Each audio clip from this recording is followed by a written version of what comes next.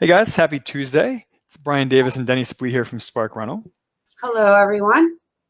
And we are super excited to have you with us today. Last week we talked about 7 real estate investing tools to boost your returns.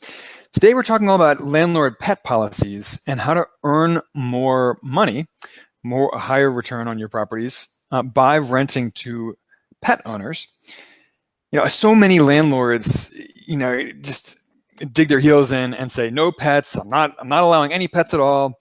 But the fact is, landlords are actually leaving a lot of money on the table by barring all pets.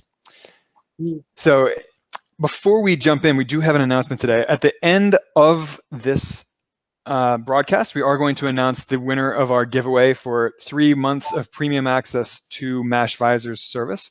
We like to give products away periodically. So, and this was in celebration of having 2,000 likes on our Facebook page, which is always fun. So, all right, without further ado, Denny, tell us why landlords should reconsider their stance on renting to pet owners. Well, I mean, there's over 50%, close to 68, 70% of households have a pet, at least one. So that definitely broadens your, renter prospects.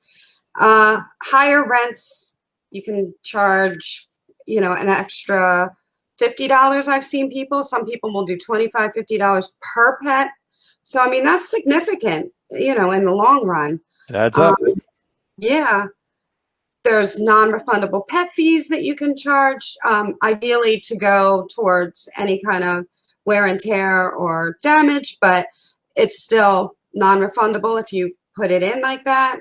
Just don't call it a security deposit, because if you call it a pet security deposit, it's going to be returned.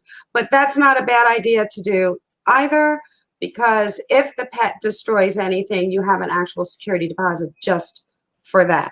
So then if their pet doesn't destroy it, then you return it, and it gives you a little bit extra security that they're going to take care of your apartment or rental and make sure that their pets take care of the rental.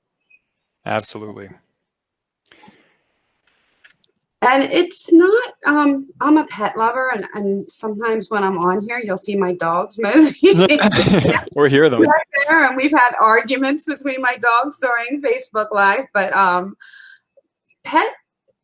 there's a misnomer, I think, out there about pet owners. I mean, obviously there are good and there are bad, but a lot of pet owners are not. I mean, you can tell too, because they're grooming them, they're spending money on them, and the whole 9 yards. And their vet bills will explain that. So you want to talk about that later. But pets overall are not that terrible. They conduct less wear and tear than people, really. Well, I hear that, and I happen to agree. We have a question here from Misbah. Misbah says, hi, I have a question. I know you can't charge for service animals, but are emotional support animals considered the same? Emotional support animals, there are some relaxation in some of the like security deposit or pet deposit regulations. But yeah, we have a good article, and I'm going to put it up here, that goes into that in more detail. But it's definitely not as stringent as service animals. Service animals, you can't charge any extra pet fees. You can't charge any pet security deposit or anything like that. Where emotional support animals, there are some areas and some reasons that you would be able to protect yourself. Now, any of those animals, whether support or emotional support or service animals, if they do damage, then your tenant would have to take care of that. So it's not like, they can just rip apart walls and then leave the rental and you're stuck on it. They still have to take care of that. Yeah, so Misbah, there are some questions that you can ask as a landlord about emotional support animals and some questions you can't ask. So check out that article. It goes through the exact questions that you should ask as a landlord to protect yourself when it comes to emotional support animals. Unfortunately, tenants can really get away with emotional support animals. They have legal protections, but you really don't as a landlord when it comes to ESAs. So, Fortunately, they're super easy to kind of register. There's these oh yeah, registries up there's all all there. these websites online where you pay $20 and you get like a fake registration basically. And there's no official body that registers these animals. So tenants can just go online and get one and print it off, and suddenly they have an emotional support animal. Then there's really no protections for you as a landlord about that. But that article does go into some very specific detail about what you can and can't do as a landlord in screening emotional support animals. Right. All right. So, Denny, people don't just have cats and dogs, right, as pets. So how should landlords approach other types of pets beyond the typical, Fido? Fido and ocelots. Well, it's interesting. We had a rather long post on one of the hub is what we call it, and it's one of our larger Facebook groups, and it was all about the difference in animals, like not just the dogs and the cats. And it was just interesting to see the difference of opinions. Like, so many people think if it's in an aquarium, you're good to go. But I've had an issue where there was a large aquarium that busted, and it was on the second floor, and it did damage to the roof on the first floor. So there is, fish are very quiet and they don't smell or anything like that, but they can still cause damage. I had mentioned about snakes. They can crawl up into ceilings, and that's all one needs is to have a drop ceiling and have a little old lady next door who's afraid of snakes and have a snake peep its head out, and her to freak out, but or worse. So you have to protect yourself from not just dogs and cats. You definitely need to make sure that you're protecting yourself against all animals, and let your applicants know that don't just say, do you have a cat or a dog? Do you have any pets? Alligators or ocelots, as Brian will say, or snakes, fish, birds. I've had complaints because of birds before, because they're loud sometimes and they don't stop. So, you laugh, but there was a woman, this was in the news a couple years back. This woman had an alligator, and she would dress the alligator up, and she had it registered as an emotional support animal, and the alligator, and she kept it as a pet. And when she first had it, it was very small, of course, but it got big. And that's the last thing you need in your rental properties is a 7-foot alligator running around and eating all the other neighbors' dogs, right? Or worse, kids. So yeah, you have to be careful with pets. And like Denny said, even the ones that live in a cage. When I was a kid, I used to have a bunch of pet snakes and all that kind of stuff, and they were constantly getting out of the cage and causing a ruckus. And sometimes we never even found them. And there would just be snakes loose in the house or in the neighbor. Yeah, so. Even gerbils and things like, you'd be surprised the damage they can do because they can get it behind the walls and start chipping away. So, and before you even realize it. So or die behind the walls and smell. Yes. Yeah. Yes. So you definitely want to make sure and ask specifically what kind of pet, not just do you have pets. Always put what kind. All right. Well, so Denny, other than charging a higher security deposit or charging, a non-refundable pet fee up front or ongoing pet rent, what are some other things that landlords can do to protect themselves from some of these risks of pet owning renters? Well, one of the main things is the lease. The lease is going to protect. And in order for you to have the proper information for the lease, you want to make sure you know what kind of pet it's going to be. And then assign the rules to that. For instance, if you have, and maybe only allow people with fish aquariums on the first floor, stuff or a like limit that. on the number of gallons in the tank. Right. Yeah. There could be, check with your insurance company. because there are certain things like I don't think an insurance company might even allow an alligator because they could be dangerous and they could hurt a child. And, you know, depending on different your state laws, local laws, and everything else, the landlord could be responsible for what's going on. And that means that, and then you spell it out like, like I did say, ask your insurance company, but also check your local laws, because some local laws won't allow certain types of snakes, certain types of alligators, pigs, goats, you know, you name it. There's certain townships, you know, if you live in a suburban township with a lot of households, they're not going to allow sometimes that. My husband had an alligator, and he ended up having to get rid of it because of that. So, and so because this whole alligator thing is not as far fetched as you were making it out to be here. well, no, oh no, my husband's he liked, we don't have them anymore, snakes and those things. Well, you know, just to add on to your thoughts there about checking with your state and local laws. So I'm from Baltimore, and in Baltimore, they actually passed laws that make the landlord liable legally for if pit bulls and a couple other breeds of large, sometimes aggressive dogs, if a renter's dog attacks someone else, and it's one of those named breeds, the landlord is actually liable. And, you know, they did this because what they really wanted to do was to outlaw pit bulls and some of these other breeds, but that was politically infeasible. So what they did instead was they shoved the blame onto the landlord, right, by making the landlord liable, with the assumption that either landlords would stop allowing these breeds if they're liable, or if landlords weren't bright enough to follow along with the laws, that then they have someone who's very easy to collect from with the landlord.